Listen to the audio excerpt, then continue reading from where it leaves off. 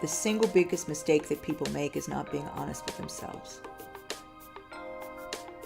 People aren't honest with themselves because we're not taught a wide enough range of sexuality to be able to feel okay no matter what our desires are.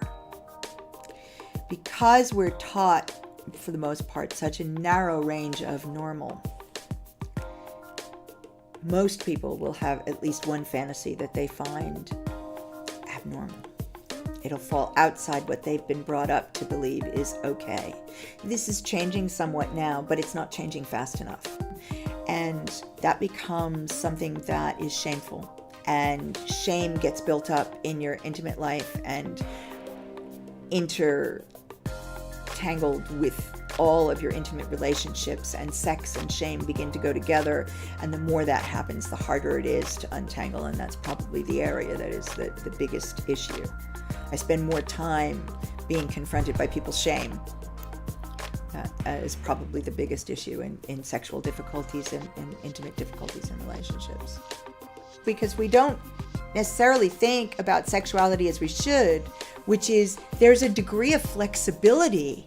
This isn't a rigid classification. I'm not one way.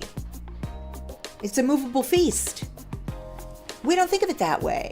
And so if you have a desire for something that's outside your identified sexuality, your identified group, your identified desires, what is normal for you, then you're wrong. So there's the whole idea that you can even think about these things and think, well, just because you are straight doesn't mean you won't have fantasies about people of the same sex. Just because you're gay doesn't mean it won't have fantasies of people of the opposite sex. You might even have one-off experiences that are pleasant experiences, or more than one-off experiences. We change over our lifespan.